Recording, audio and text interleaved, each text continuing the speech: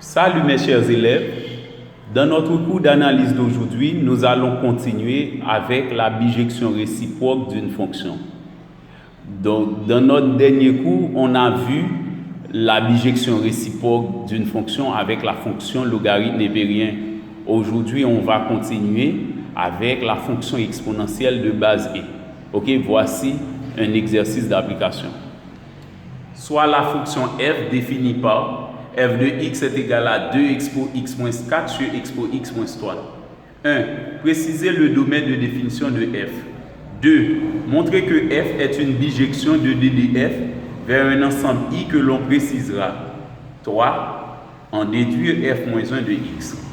Ok, donc normalement, pour commencer avec la résolution de l'exercice, on écrit à nouveau f de x égale à 2x pour x moins 4 sur x pour x moins 3.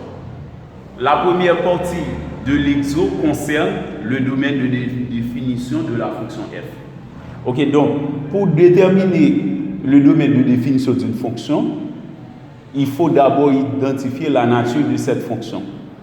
Cette fonction est une fonction qui est à la fois exponentielle et rationnelle.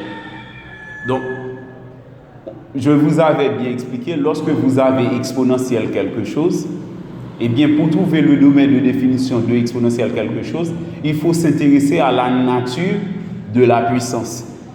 La puissance de l'exponentielle ici, c'est x.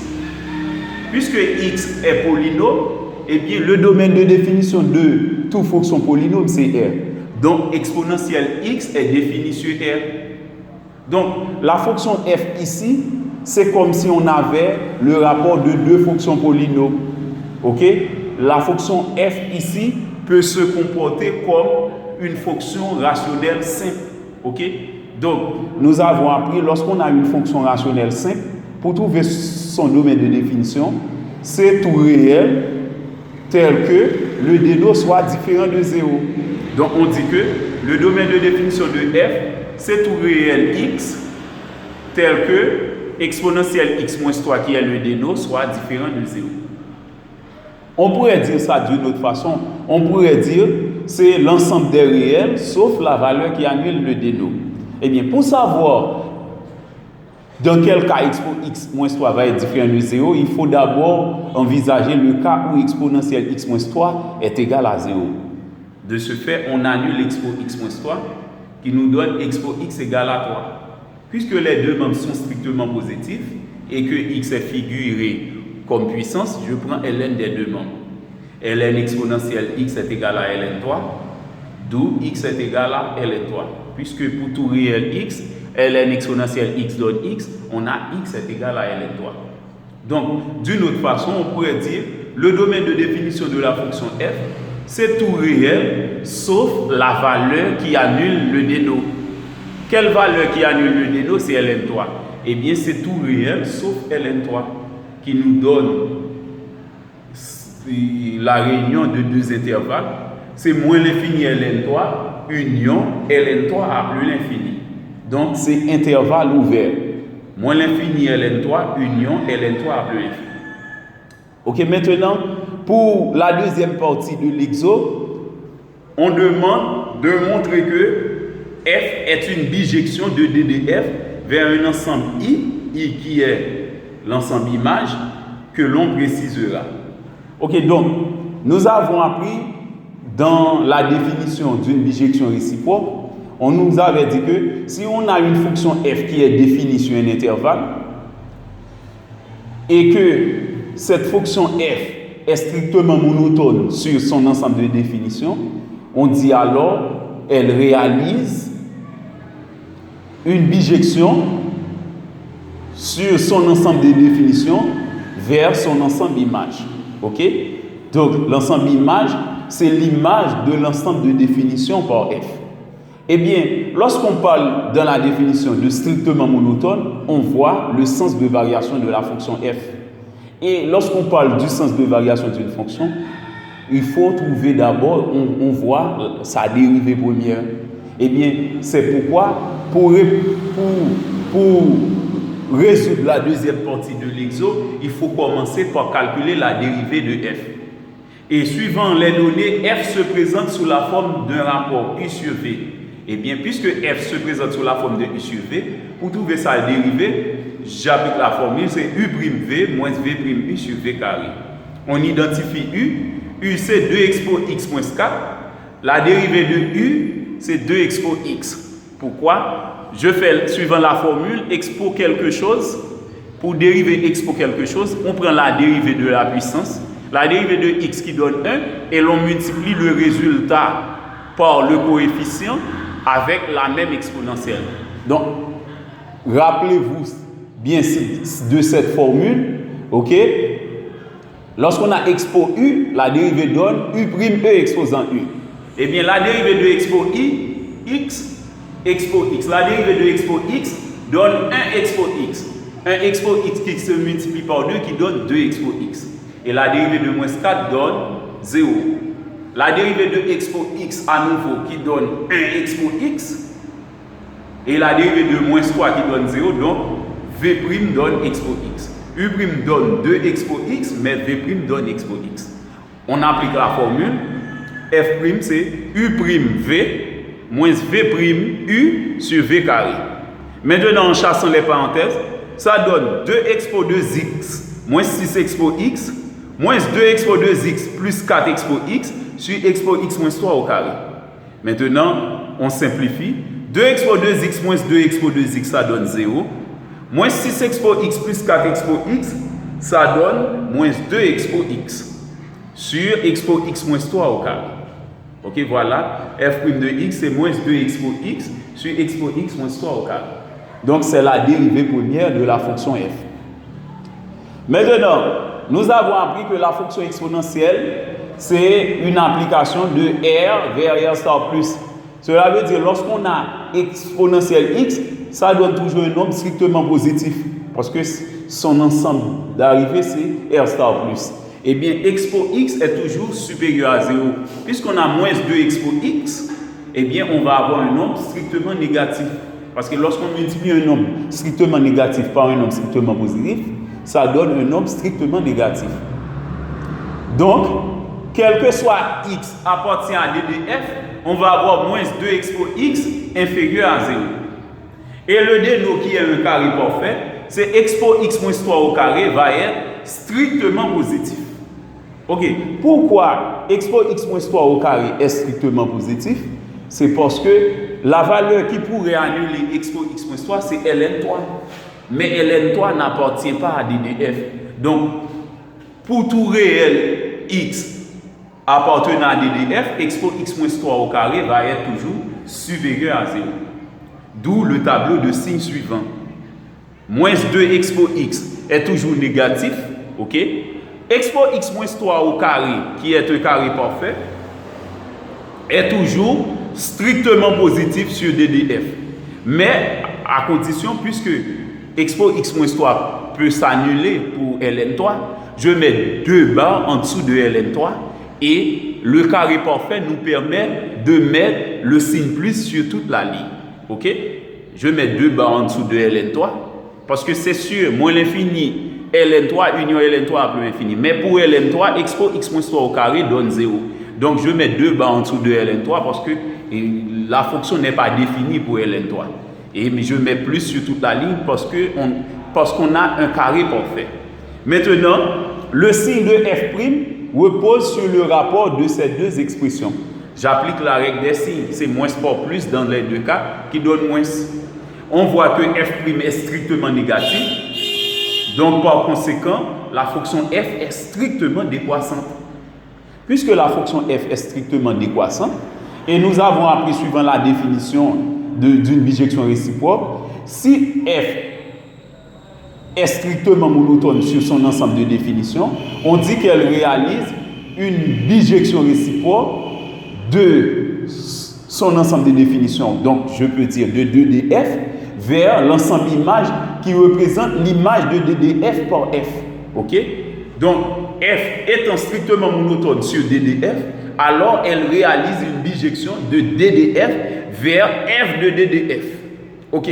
Donc, si ddf était appelé i, on aurait de i vers f de i. Mais ici, on appelle ddf pour l'ensemble de définitions. J'ai dit de DDF vers F de DDF. Ok? C'est l'image de DDF par F. Maintenant, si on devrait calculer l'image de DDF par F, on devrait prendre F2 moins l'infini, F de Ln3 moins, F de Ln3 plus, F2 plus l'infini. Puisque moins l'infini n'est pas un réel, et Ln3 n'appartient pas à DDF. Puisque Ln3 n'appartient pas à DDF et les infinis ne sont pas réels, eh bien, normalement, on ne va pas pouvoir calculer F2 moins l'infini, F2 plus l'infini et non plus F2 Ln3 moins, F2 Ln3 plus. Eh bien, pour ce faire, on fait appel à cette notion en mathématiques qui est la notion de limite. On utilise la limite pour trouver cette image de F par F. Eh bien, je calcule la limite de F de x en moins l'infini. Il y a 4 bornes, nous allons calculer 4 limites. La limite de F de x en moins l'infini, c'est remplacer tous les x par moins l'infini. Ça donne 2 expo moins l'infini moins 4 sur expo moins l'infini moins 3. Expo moins l'infini donne 0. C'est 2 par 0 moins 4 sur 0 moins 3. 2 fois 0 donne 0. On a 0 moins 4 sur 0 moins 3. Donc c'est moins 4 sur moins 3 qui donne 4 tiers. Ok? Maintenant pour la limite de f de x en ln3. D'abord, je remplace tous les x de f de x par ln3. Ça donne 2 expo ln3 moins 4 sur expo ln3 moins 3. Nous avons appris pour tout x supérieur à 0, expo ln3 donne 3. Eh bien, c'est pourquoi on a 2 fois 3 moins 4 sur 3 moins 3. Parce que expo ln3 donne 3. Parce que 3 est strictement positif. Eh bien, expo ln3 donne 3. Comme expo lnx donne x lorsque x est strictement positif. Expo ln3 donne 3 parce que 3 est strictement positif. Donc, ça donne 2 fois 3 moins 4 sur 3 moins 3. 2 fois 3, 6. 6 moins 4, 2. On a 2 sur 3 moins 3 qui donne 0. 2 sur 0. 2 sur 0, c'est k sur 0. Lorsqu'on a k sur 0, lorsque k n'est pas nul, k sur 0 donne l'infini. Donc ici, 2 sur 0 donne sans doute l'infini. Mais on ne sait pas s'il s'agit de plus ou de moins l'infini. Donc pour savoir s'il s'agit de plus ou de moins l'infini, il suffit d'étudier le signe du déno. Le déno, c'était expo x moins 3. Ok? Eh bien, je vais étudier le signe de expo x moins 3 pour pouvoir dire s'il s'agit de moins l'infini ou de plus l'infini. Expo x moins 3, ça annule pour ln3. Signe de a plus, signe contraire de a moins. Quand x tend vers ln3 à gauche, puisqu'il y a 2 cas, à gauche de ln3, on a le signe moins. Eh bien, on a 2 sur 0 moins, qui donne moins l'infini. Quand x tend vers ln3 plus, à droite de ln3, c'est le signe plus qu'on a, eh bien on a 2 sur 0 plus, qui donne plus l'infini. Donc on a moins l'infini en ln3 moins, plus l'infini en ln3 plus. Maintenant, il nous reste l'occasion de calculer la limite en plus l'infini. La limite de f de x en plus l'infini, c'est la limite de 2 expo x moins 4 sur expo x moins 3 en plus l'infini. On remplace x par plus l'infini. Ça donne 2 expo plus l'infini moins 4 sur expo plus l'infini moins 3. Expo plus l'infini donne plus l'infini. On a 2 par plus l'infini moins 4 sur plus l'infini moins 3. 2 par plus l'infini donne plus l'infini. On a plus l'infini moins 4. Et plus l'infini moins 3 donne plus l'infini. Donc on a plus l'infini moins 4 sur plus l'infini. Plus l'infini moins 4 donne plus l'infini. On a plus l'infini sur plus l'infini. Ok, nous avons appris, suivant les cas de détermination, infini sur infini est une forme indéterminée. Donc on a trouvé une forme indéterminée ici. On va lever cette indétermination. Pour lever cette indétermination, on écrit à nouveau la fonction f. Et si on remarque ici dans la fonction f, c'est expo x qui est le plus haut degré au numé et au déno. Eh bien, je mets expo x en évidence au numé et au déno. Ça nous donne expo x facteur de 2 moins 4 sur expo x sur expo x facteur de 1 moins 3 sur expo x. Je simplifie par expo x, il nous reste 2 moins 4 sur expo x sur 1 moins 3 sur expo x. Nous avons appris cette propriété sur la fonction exponentielle de base e. Lorsqu'on a exponentielle moins a, ça donne 1 sur expo a.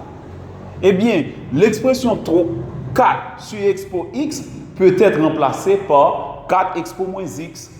3 sur expo x peut être remplacé par 3 expo moins x. C'est pourquoi f de x donne 2 moins 4 expo moins x sur 1 moins 3 expo moins x. Donc la limite de f de x en plus l'infini, c'est remplacer x par plus l'infini directement. Ça donne 2 moins 4 expo moins par plus l'infini sur 1 moins 3 expo moins par plus l'infini. Ça donne 2 moins 4, moins par plus donne moins. C'est 2 moins 4 expo moins l'infini sur 1 moins 3 expo moins l'infini. Expo moins l'infini donne 0. Ça donne 2 moins 4 par 0 sur 1 moins 3 par 0. 4 fois 0, 0, 3 fois 0, 0. Ça donne 2 moins 0 sur 1 moins 0, qui donne 2 sur 1. 2 sur 1 n'est autre que 2. Eh bien, à partir de ces limites, on peut déduire le tableau de variation de f. Ok? Donc, f était strictement décroissant. Ok? Dans chaque intervalle. Ok? Eh bien, on écrit en moins l'infini. La limite en moins l'infini, c'était 4 tiers. En ln3 moins, c'était moins l'infini. En ln3 plus, c'était plus l'infini. Et en plus l'infini, c'était 2. Eh bien, on en déduit que f est une bijection de ddf. Okay? On connaît déjà ddf, pas la peine d'écrire à nouveau ddf. Est une bijection de ddf vers un ensemble i que l'on précisera. Cet ensemble, puisque la fonction f est strictement décroissante, on va lire ça à l'envers. Okay? C'est moins l'infini 4 tiers, union 2 à plus l'infini. Okay? L'intervalle est ouvert sur 4 tiers et sur 2. Pourquoi? Parce que c'est en moins l'infini qu'on trouve 4 tiers. Puisque moins l'infini n'est pas réel, eh bien, on ne va pas trouver 4. Il n'y a aucune valeur réelle qui va donner 4 tiers. Ok? Et en plus l'infini, on a trouvé 2. Eh bien, puisque plus l'infini n'est pas un réel, eh bien, on ne va pas pouvoir trouver cette valeur 2 avec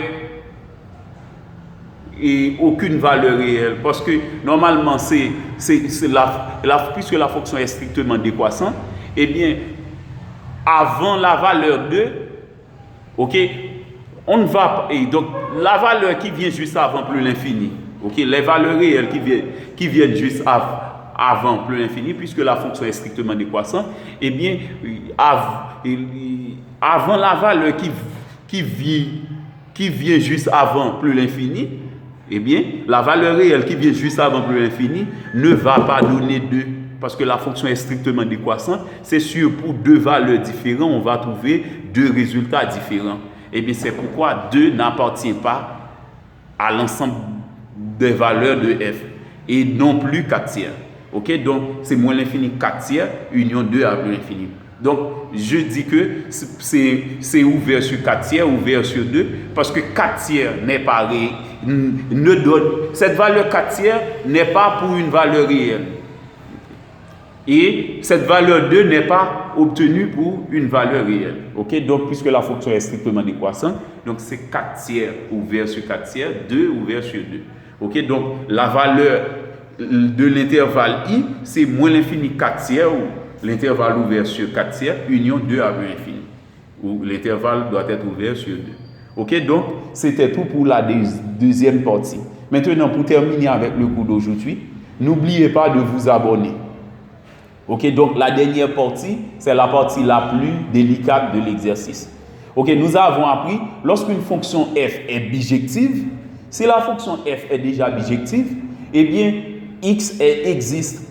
Si l'on dit que f de x égale à y, eh bien, on peut dire que cette équation-là est équivalente à x est égal à f moins 1 de y. On remplace f de x par sa valeur. Dire que f de x est égal à y, c'est 2 expo x moins 4 sur expo x moins 3 égale à y. On fait le produit des extrêmes est égal à celui des moyens. On a 2 expo x moins 4 est égal à y expo x moins 3y en faisant le produit ici. Maintenant, je transpose y expo x, ça donne moins y expo x. Je transpose moins 4, ça donne plus 4.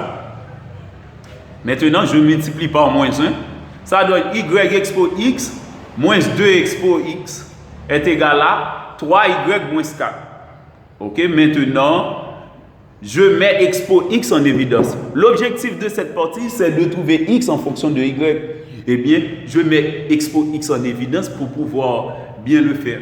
Maintenant, on a y moins 2 par expo x est égal à 3y moins 4. Maintenant, on devrait même, juste avant de tirer exponentielle x, on devrait discuter suivant la valeur de y. Mais puisque f est déjà une fonction bijective, c'est sûr que x existe et x est unique. Donc, on va pouvoir trouver directement la valeur unique de x. Okay? Donc, on n'a pas besoin de discuter suivant la valeur de y, l'existence du réel x. Et bien, par conséquent, je tire sans faire de discussion exponentielle x. C'est 3y moins 4 sur y moins 2. Maintenant, puisque x est figuré au corps puissance, je prends ln des deux membres. Ln exponentielle x est égal à ln 3y moins 4 sur y moins 2. Ln exponentielle x donne x. Quel que soit x appartient à R. C'est une propriété très connue pour la fonction exponentielle de base E. Donc, on a x est égal à ln 3y moins 4 sur y moins 2.